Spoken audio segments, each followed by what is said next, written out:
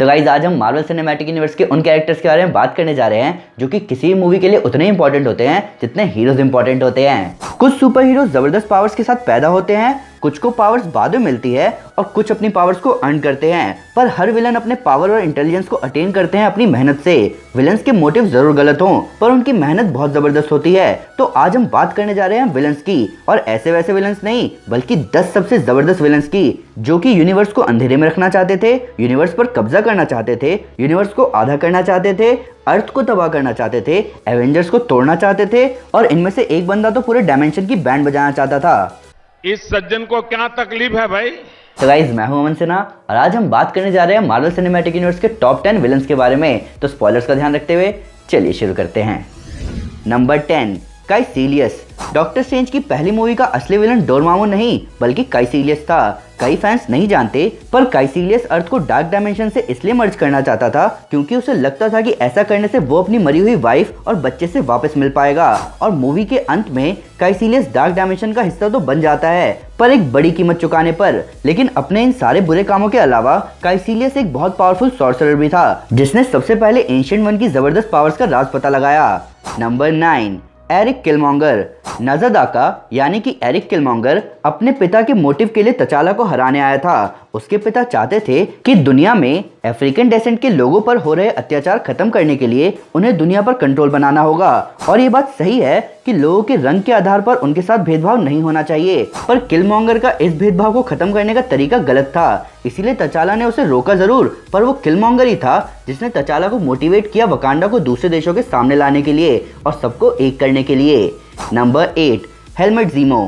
Helmet Zemo बेशक सबसे normal villain लगता हो पर वो इतना नॉर्मल है नहीं। हेलमेट ज़ीमो एक सुकोवियन इंटेलिजेंस ऑफिसर और कमांडर था Sokovian paramilitary tactical unit Echo Scorpion का, पर उसने अपने जबरदस्त स्किल्स को यूज किया एवेंजर्स को 2 टुकड़ों में बांटने के लिए। और बेशक उसका मोटिव एवेंजर्स से बदला लेना था लेकिन इस बीच उसने कई लोगों की जान भी ली और इसीलिए ब्लैक पैंथर ने उसे पकड़कर जेल में डाल दिया। हालांकि ऐसा लग रहा है कि वो वापस निकल आएगा और अब वो अपने इंटेलिजेंस और ट्रेनिंग का यूज करेगा फैल्कन और विंटर सोल्जर के खिलाफ। Number 7, Red Skull. इंसानों में सुपीरियर बनने के लिए जोहान श्मिट ने खुद पर सुपर सोल्जर सीरम यूज किया लेकिन इस सीरम की वजह से वो बन गया लाल खोपड़ी यानी कि Red Skull. Red Skull Hydra का हेड था जो कि टेसरेक्ट की मदद से दुनिया पर राज करना चाहता था। रेड स्कल के मोटिव बुरे थे, हालांकि उसके इन्हीं बुरे मोटिव ने उसे अर्थ से वॉर्मीर पर टेलीपोर्ट कर दिया और रेड स्कल बन गया सोल स्टोन का स्टोन कीपर। हालांकि एक थ्योरी का ये कहना है कि सोल स्टोन के वॉर्मीर से निकलते ही रेड स्कल अब आजाद है और शायद अब वो वापस हमें आगे एमसीयू में दिखे। Number 6, Ronan the accuser. वैसे सही बात कही जाए तो कॉमिक्स का रोनन बहुत सही है जो कि सुपर हीरो का साथ भी देता है, पर मूवी में रोनन को एक गुस्से और नफरत से भरा हुआ क्री वॉरियर दिखाया गया जो कि जेंडेरियंस से नफरत करता था। और इस नफरत का रीजन था क्री नोवा वॉर जिसमें रोनन के फादर, ग्रैंडफादर और ग्रेट ग्रैंडफादर मारे गए। तो बाप का, दादा का, परदादा का सबका बदला लेने निकला रोनन, पर अपनी बुरी डांस स्किल और गार्डियंस की चतुराई के आगे वो नहीं टिक पाया। Number 5, Ultron. टोनी और ब्रूस का लड़का अल्ट्रॉन एक पीस कीपिंग प्रोग्राम था पर उसने इंसानियत को ही धरती के लिए खतरा देखा और निकल पड़ा अर्थ से इंसानियत को ही मिटाने के लिए। और ये सब करने के लिए इस पीस कीपिंग प्रोग्राम ने सुकोविया को यूज करने का फैसला किया जिसको वो आसमान की ऊंचाइयों में ले जाकर एक मीटियोर की तरह यूज करने वाला था। यानी जैसे डायनासोर एक्सटिंक्ट हुए थे वैसे अल्ट्रॉन इंसानों को भी एक्सटिंक्ट करने वाला था। लेकिन एवेंजर्स ने एक एक अल्ट्रॉन को ठीक से ठिकाने लगाया और दुनिया को वैसा ही छोड़ दिया जैसे वो पहली थी।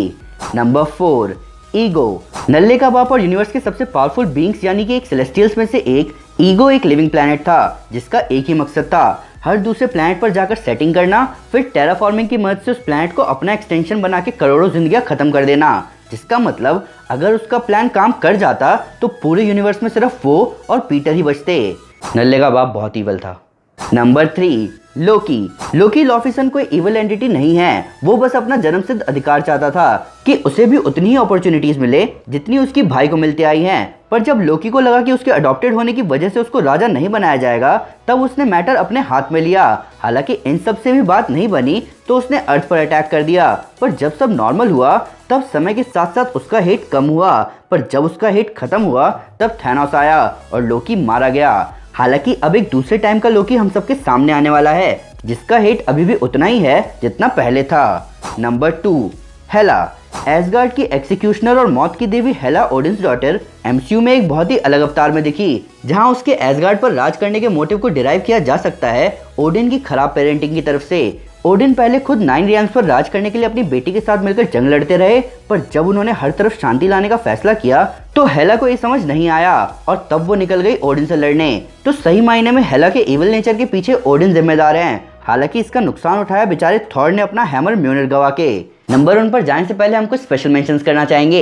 ये वो विलन्स हैं जो कि है तो बहुत जबरदस्त, बस इस लिस्ट में अपनी जगह नहीं बना पाए। ये विलन्स हैं Alexander Pierce, Yon Rogg, Aldrich Killian, Dormammu, Vulture, Mysterio, Whiplash, Abomination, Malekith और घोस्ट। Number 1 Thanos.